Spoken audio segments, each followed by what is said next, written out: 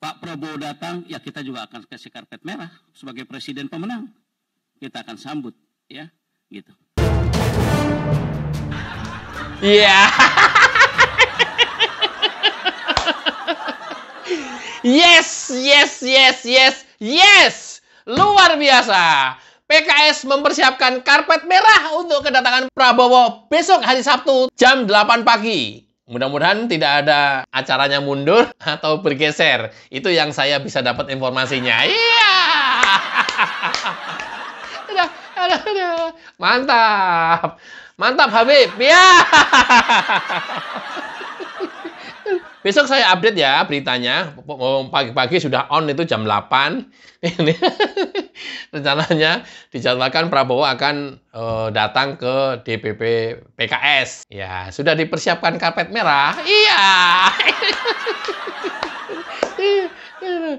Dengan begini ya, kalau besok benar-benar terjadi koalisi, PKS masuk ke koalisi Indonesia Maju, Prabowo Gibran, ya sudah, lengkap sudah. Karena apa? Nasdem sudah lebih duluan, udah fix, udah saling kunjungin.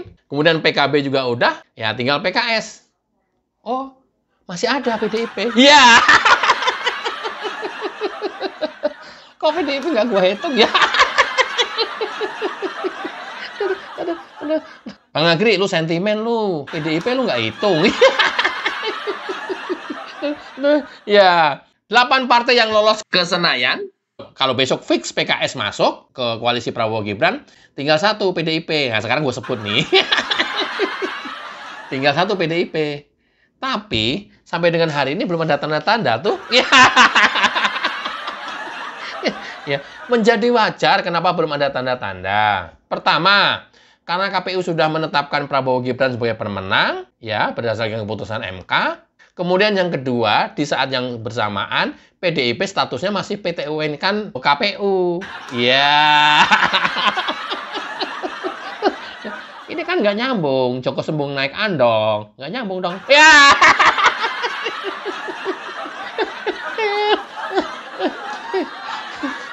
Kan namanya nih Jaka Sembung bawa golok. Ya. Nggak jadi ya.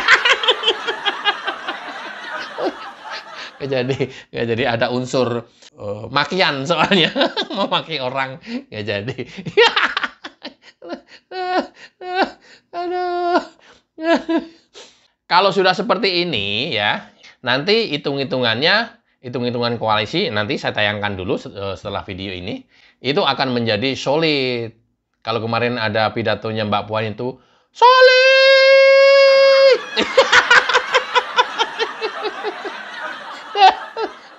Sekarang itu menjadi fakta dan menjadi nyata itu. Tapi tidak untuk PDIP. untuk koalisi Indonesia Maju. Solid!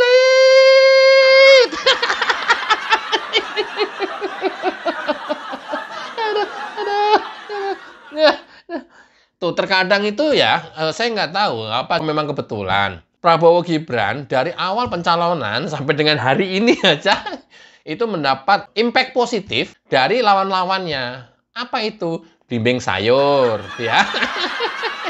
Malah dipakai gift oleh Gibran. Setiap berkunjung kemana-mana dia bawa boneka blimbing sayur. Samsul, malah dicetak kaos kesebelasan. Nomor 2, tulisannya Samsul. Setiap kunjungan ke daerah, sempatin main bola, pakai kostum Samsul, ya. Termasuk jaketnya Samsul. Kan ini kan apa ya? Personal branding yang kita itu sulit membikinnya itu sulit, tapi dibikinkan oleh lawannya kita gitu ya. Kan luar biasa ini. Nah, banyak sekali ya jargon-jargon, kemudian personal branding yang dibuatkan oleh musuh lawan-lawan politiknya. Ya. Udah tahu begini ya. Oh, PDIP, sialan. Kemarin gua juga di KPU, malah jadi personal brandingnya dia. Kata Masington. Masington datang. Hei, blimbing sayur. Hei, Samsul. Lah gitu kan. Samsul. menjadi trending, kemudian menjadi personal branding, dan ya promosi gratis, marketing gratis. Luar biasa, cerdas banget ini Gibran. Yang mencetuskan ide itu si Masinton ya malah meros. Ya. Nggak dapat apa-apa. Kena lu. Aduh. Makanya jangan pada menghujat. Ya, makanya. Termasuk Hasto tuh, berhentilah Hasto. Nanti itu kena kamu semuanya loh. Semua apa yang kamu ucapkan, itu nanti bakal kena kamu semua loh. Percaya dah. Gua lagi kalau lu begitu terus-terusan, terus tiba-tiba Harun Masiku habis pelantikan dipulangkan gimana?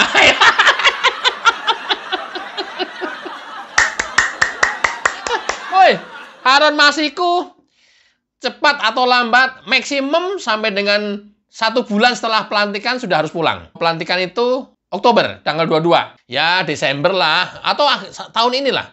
Maksimum tahun ini Harun Masiku harus pulang. Syukur-syukur sebelum pelantikan. Ya. Harusnya sih sebelum pelantikan loh. Kenapa? Kalau sebelum pelantikan Harun Masiku pulang, ya nanti PDIP langsung mau berkoalisi itu ya. Oh, atau enggak lah, bener sih, biarin aja dulu ngotot itu ya. Ini permainan catur nih. Biarin aja dulu ngotot, sengotot-ngototnya, ya, sampai maksimal ngotot. udah biarin aja. Ya nanti setelah pelantikan akhir tahun, maksimum, ya Harun Masiku pulang. Iya. Ya, pelantikan Kapolri baru, langsung menunjukkan taringnya, jemput Harun Masiku. Ya. Udah. Ya, itu perang dunia kedua itu ya. Perang dunia pertama pemilu ini ya, yang mungkin rada tensinya tinggi. Ya, perang kedua Harun Masiku pulang. Paling nanti aku disiksa.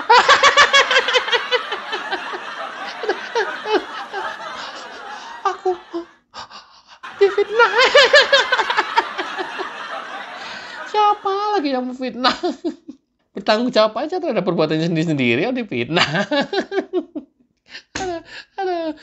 Hai, kepanjangan. Oh, kita lihat videonya pernyataan dari elit PKS. Yang jelas bahwa PKS ini, saya sudah katakan, PKS ini paling siap dengan segala situasi. Mau di dalam, mau di luar, mau di dalam, tugaskan keluar, dari luar ditugaskan ke dalam. Kita siap. Tinggal permasalahan suasana dialognya aja nanti. Ya, kita tunggu saja. Berapa hari ini moga-moga kalau Pak Prabowo datang, ya kita juga akan kasih karpet merah sebagai presiden pemenang. Kita akan sambut, ya, gitu. Yes, ya. Ini acaranya kalau jadi dan tidak mundur, nggak ada halangan. Besok Sabtu, besok ini hari Sabtu, jam 8 pagi. Kalau tidak ada halangan. Mudah-mudahan nggak ada halangan dan lancar-lancar saja. Prabowo datang ke PKS, kebetulan PKS menggelar acara halal bihalal dan mengundang seluruh pimpinan partai politik. Ya, tak terkecuali Prabowo menjadi tamu khusus, ya, tamu khusus. Sebagai presiden terpilih, tamu khusus. Mudah-mudahan ya lancar acaranya, ya, sudah disiapkan karpet merah buat Pak Prabowo. Setelah itu, ya fix PKS bergabung. Iya. Gimana kalau PKS besok benar-benar sudah jadi bergabung ke koalisi? Secara peta kekuatan di parlemen, seperti ini kekuatannya. Oh, PDIP, ini untuk periode 2024-2029, mendapatkan 110 kursi. Kemudian Golkar mendapatkan 102 kursi. Gerindra 86 kursi. PKB 68 kursi. Nasdem 69 kursi, PKS 53 kursi, PAN 48 kursi, dan Demokrat 44 kursi. Sementara Koalisi Perubahan kemarin yang berubah-ubah terus, yang calon presidennya orang Onono, yang orang Yaman itu adalah Nasdem, PKS, dan PKB. Sekarang posisinya Nasdem, PKS, dan PKB bergabung ke Prabowo Gibran, porsinya menjadi PDIP 110 kursi dan Prabowo 470 kursi. Ya, ya.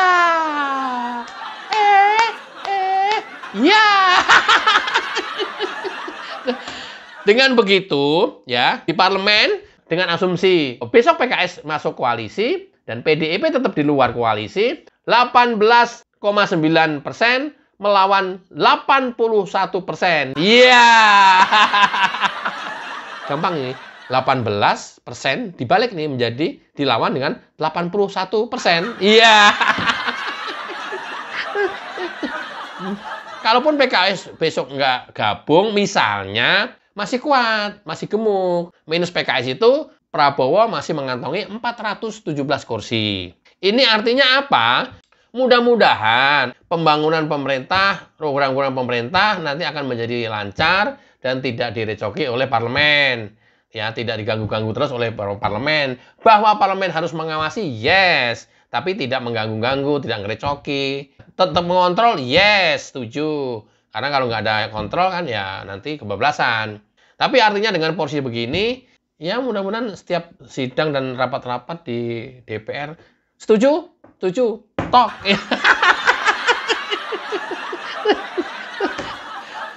Interupsi pimpinan. Dari PDIP nggak setuju kalau itu program-program harus dilaksanakan sekarang. Oh, budgetnya nggak cukup, harusnya tahun depan. Dari PKS pimpinan, setuju harus dilaksanakan sekarang. Oke, yang lain? Dari Demokrat pimpinan, harus sekarang juga dilaksanakan karena rakyat sudah menunggu. Ya. Pimpinan dari PKB, setuju harus dilaksanakan sekarang pimpinan. Karena kita sudah berjanji dengan rakyat. Iya. Gimana yang lainnya? Saya setuju, pimpinan. Yang partai lainnya, saya setuju. Oke, setuju? Setuju. Tok. Ya. Nanti akan terjadi situasi seperti itu terus. Kenapa? Dalam pengambilan keputusan nanti biasanya masing-masing komisi di DPR RI itu PDIP ada sekitar 10-11 orang. Sementara 40-43 orang lainnya dari koalisi Indonesia Maju yang mendukung pemerintahan Prabowo Gibran. Artinya, pengambilan keputusan dengan cara aklamasi, ya, pemerintahan Prabowo Gibran mendapat dukungan penuh dari legislatif. Itulah yang terjadi kira-kira gitu ya. Iya. Jadi lebih ringan, lebih enteng ya, pemerintahannya lebih lancar mudah-mudahan. Jadi pimpinan DPR yang kali ini rada ringan, cuman tak tok tak aja tok, sah. Udah tak tok ya udah ngetok palu terus kerjaannya. Setuju? Setuju. Tok.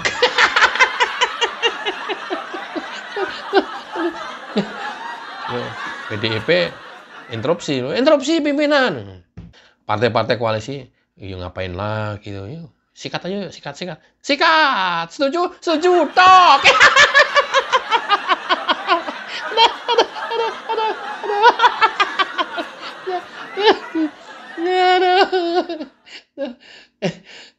Kira-kira seperti itu nanti situasinya.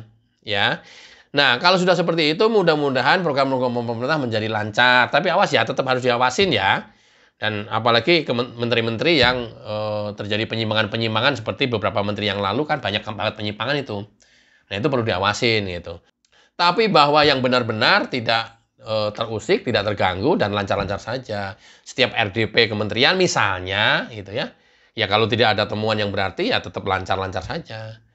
Kalau sudah politis kan kadang-kadang nggak ada kesalahan kan ada aja kesalahan gitu. Karena kesanalah. Karena pengen menjatuhkan, pengen menghambat gitu.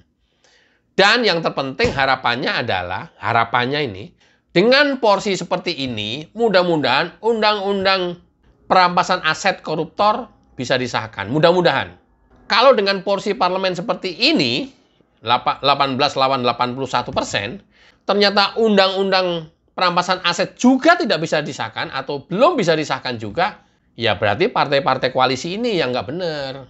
Tapi kalau bisa disahkan, berarti ya PDIP yang nggak benar. Itu aja indikator paling gampang itu. Kalau undang-undang perampasan aset besok bisa disahkan, parlemen yang baru, oh berarti PDIP yang nggak benar. Selama ini PDIP yang menghambat. Begitu aja. Udah begitu aja kesimpulannya. Oh, faktanya tidak dengan PDIP langsung tok, sah, tok.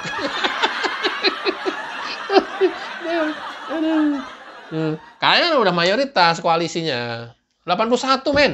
Tapi ingat ya, ini beban moral kalian yang 81 koalisi ini nih. Seandainya besok undang-undang perampasan aset juga tidak bisa disahkan, ya berarti kalian juga ikutan bersekongkol. Kira-kira ke sana. Kenapa? Karena draft dari pemerintah update terakhir kan sudah lengkap.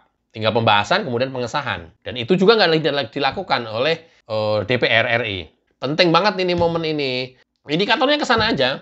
Pertanyaanku, dengan seperti ini, ya parlemen sudah bisa dikondisikan. Sehingga eksekutif pekerjaannya bisa lancar. Mudah-mudahan. Tinggal ada lagi satu parlemen.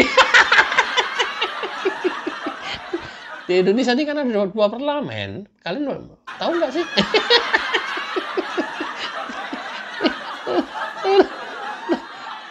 Satu DPR RI yang di Senayan, satu lagi DPRJ. Apa itu? DPR jalanan. Anggotanya siapa? Anies, Refli Harun, Eki Sujana, Faisal Assegaf, Din Samsudin, Amin Rais, ya. Para profesor dan guru besar Sivitas Akademika UGM, mahasiswa yang miring-miring terus, kemudian universitas lain yang juga miring-miring terus.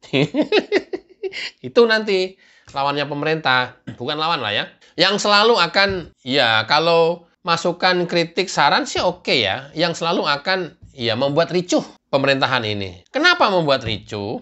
Nih, contoh yang paling gampang adalah, pertanyaanku, orang-orang yang tadi saya sebutkan, kenapa kalian nggak mati-matian setiap hari ngomongin masalah pengesahan RUU perampasan aset? Pertanyaanku, para profesor, guru besar, kalian punya otoritas dan punya daya tekan, kenapa kamu tidak menekan ini? Pertanyaanku. Dan bahkan gaungnya nyaris tidak terdengar. Mahasiswa yang suka demo, kenapa kalian tidak demo setiap hari pengesahan undang-undang perampasan aset? Pertanyaanku.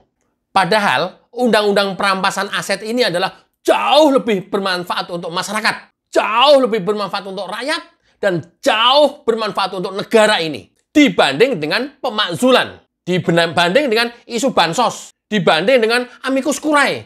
Kenapa? Kenapa kamu nggak tekan DPR seperti kamu menekan MK dengan amicus curiae? Kenapa kamu nggak menekan DPR seperti kamu menekan Jokowi tentang pemakzulan? Kenapa? Orang-orang pinter, guru besar, profesor, orang jago pinter semua ini. Kenapa? Pertanyaanku, kenapa? Sebenarnya kalian ini siapa? Sebenarnya kalian ini bersuara dan berjuang untuk siapa? Sebenarnya kalian itu manusia apa? Hah? Saya bilang ini jauh lebih penting untuk masyarakat dan rakyat karena masalah pemakzulan Jokowi itu dicintai dan masyarakat puas 80% penduduk Indonesia. Kebalikannya, 20% yang nggak puas termasuk kalian, para permusuh negara ini. Kalau saja kondisinya terbalik, masyarakat itu nggak puas, itu 80%, yang puas hanya 20%, oke lah, kalian makzulkan. Dan saya juga akan ikutan. Persis seperti kejadian 98 kemarin. Approval rating Jokowi 80%. Masyarakat puas terhadap kinerja Jokowi. Dan hanya tidak sekedar survei, tidak hanya sekedar puas. Ada faktanya. Dari Sabang sampai Merauke, ada wujudnya, ada yang bisa dilihat, ada yang bisa dirasakan. Pikiran kotor, hati busuk. Kenapa? Masih mengatasnamakan rakyat. Dulu sih kampus tempat rakyat mengadu. Dulu sih kampus tempat rakyat meminta pembelaan ketika terjadi ketidakadilan yang terjadi di masyarakat. Dulu, 98. Sekarang nothing. Sekarang kampus bukan lagi seperti itu. Sekarang kampus membela kelompok. Sekarang kampus membela calon-calon tertentu. Belum pernah kok terjadi demo yang luar biasa, dahsyat, dan terus-menerus yang dilakukan oleh mahasiswa, yang dilakukan oleh Sivitas Akademika untuk menekan DPR supaya mengesahkan RUU perampasan aset. Nggak ada. Padahal itu jauh lebih penting untuk masyarakat. Kenapa jauh lebih penting untuk masyarakat? Kalau itu terjadi, orang mudah-mudahan takut korupsi. Disclaimer, saya kasih tahu ya, Undang-Undang Perampasan Aset itu salah satunya, isinya adalah bahwa korupsi sekarang ini kan hanya bisa diusut, hanya bisa disidik, dan bisa disidangkan, itu kalau ada buktinya. Ada tertangkap tangan, OTT, ada uangnya, ada transaksinya di rekening, ada hasil pemeriksaan BPK, ada kerugian negara yang tercatat, ada transaksi mencurigakan PPATK, itu. Tapi dengan disahkannya Undang-Undang Perampasan Aset, ya, itu tuh setiap orang yang dicurigai hartanya berlebihan, tidak berbanding lurus dengan pendapatannya, itu sudah langsung bisa disidik dan dicurigai korupsi. Misalnya dosen atau guru besar, gajinya kan terukur tuh, bulanan. Nah, kalau kemudian itu terakumulasi hartanya jauh melebihi berlipat-lipat dari pendapatannya itu bisa diteruskan ke penyidikan dan penyelidikan, langsung ke penuntutan. Kategorinya korupsi. Itu. Atau karena itu mengancam dan semacam kalian menggali lubang kubur sendiri, lantas kemudian nggak mau dan diem saja. Ya kalau begitu kamu jangan ngomong rakyat-rakyat melulu. Ketika mau memajukan Jokowi, rakyat yang mana? Rakyat tidak berkehendak kok. Hati-hati ya teman-teman ya. Sekarang jangan lagi diprovokasi dan jangan mau lagi dibodoh-bodohin kampus. Kampus sudah tidak lagi seperti 98 dulu. Yang memang benar-benar murni gerakan dan memang murni berdiri di pihak rakyat. Sekarang nggak ada lagi, nggak ada. Itu nggak ada itu. Nothing. Kenapa? Kalian pada diam 1000 bahasa. Dan terus-menerus memakzulkan Jokowi. Terus-menerus menggalang kekuatan memakzulkan Jokowi. Terus-menerus menggagalkan pemilu. Terus-menerus melakukan penggalangan rame-rame mengirim amicus curiae. Kenapa? Akhirnya diduga. Kan itu kan memang ada pesanan-pesanan tertentu. Kamu masih bicara rakyat. Oh, rakyat yang sudah bergendak election 58% nyoblos Prabowo. Kok gimana ceritanya? Sekarang nih, mulai hari ini, besok, dan seterusnya. Pengen tahu nih, rakyat pengen tahu nih, seberapa besar daya tekan Levri Harun, Egy Sujana, Amin Rais, Din Samsudin, Faisal Assegaf, Civitas Akademika, BEM UGM, dan universitas-universitas yang lain menekan pengesahan Undang-Undang Perampasan Aset. Jangan pada diem aja. Jauh lebih penting, jauh lebih berarti, jauh lebih bermanfaat untuk masyarakat. Karena kalau korupsi bisa dicegah, ya mudah-mudahan mungkin subsidi ditambah, mungkin pajak nggak perlu dinaikkan.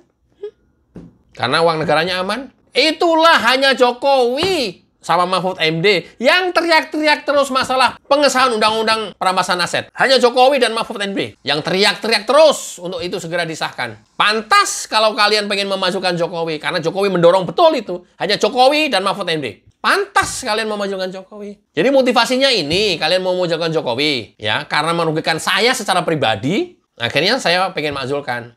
Karena saya dipecat dari BUMN, saya pengen makzulkan. Karena saya nggak mendapat kesempatan dalam jabatan, saya pengen makzulkan. Saya karena nggak diajak Jokowi, nggak dirangkul Jokowi, saya pengen makzulkan. Itu kan masih mengatasnamakan rakyat. Masih ingat tahun-tahun pertama Jokowi berkuasa? Rapat semua instansi nggak boleh di hotel. Semua instansi punya ruang rapat sendiri dan besar dan mewah-mewah. Kenapa mesti di hotel? Apalagi nggak boleh di luar kota. Itu kan yang kalian benci. Sidak dan operasi besar-besaran, jam kerja, di mall, di pasar-pasar, yang keluyuran memakai seragam ASN. Itu kan yang kalian mau makzulkan? Sekarang kinerja tidak seenaknya sendiri, kemudian dapat tunjangan dan lain-lain. Harus berdasarkan KPI, Key Performance Indicator. Berdasarkan kinerja. Itu kan kalian makzulkan? Oh, biasanya kerja pagi datang sampai ke kantor, baca koran, hahaha, pulang. Terus kemudian sekarang pakai KPI. Itu yang kalian makzulkan? Ya, itu yang kalian makzulkan kan. Karena apa? Ya, mungkin tunjangannya dikurangin. Mungkin dirubah. Mungkin makin ketat. Mungkin tuntutannya makin tinggi. Itu kan kalian yang mau makzulkan. Kayak begitu masih ngomong rakyat. Bukan rakyat. Kebutuhan lo. Ini yang saya sampaikan adalah beberapa hasil wawancara Hayden yang mereka nggak sadar. Padahal saya mau mengambil angle ini. Kenapa sih ASN kok banyak yang benci Jokowi? Kenapa sih guru-guru banyak yang benci Jokowi? Kenapa sih pegawai instansi pemerintah banyak benci Jokowi? Tadi yang saya sampaikan itu. Ya biasanya kerja bisa seenaknya sendiri. Gaji utuh, tunjangan besar. Sekarang dengan target, dengan tekanan, dengan performance, diukur dengan performance. Nggak capek, nggak dikasih insentifnya. Kayak begitu. Mau memasukkan Jokowi atas nama rakyat. Ini teman-teman harus tahu ya, teman-teman yang 58% mendukung Prabowo dan teman-teman yang 80% puas terhadap kinerja Jokowi harus tahu nih. Jangan lagi masyarakat gampang terprovokasi oleh orang-orang pinter. Sekelas doktor, sekelas profesor, dia itu profesor dan doktor semua rata-rata. Jangan terprovokasi oleh tetangga kanan kiri kita yang mereka pegawai negeri, yang indikasinya mengarahkan untuk membenci pemerintah. Jangan pernah terprovokasi. Itu kepentingan pribadinya mereka masing-masing. Oke, mudah-mudahan pemerintahan Prabowo Gibran makin kuat karena memang didukung parlemen yang kuat.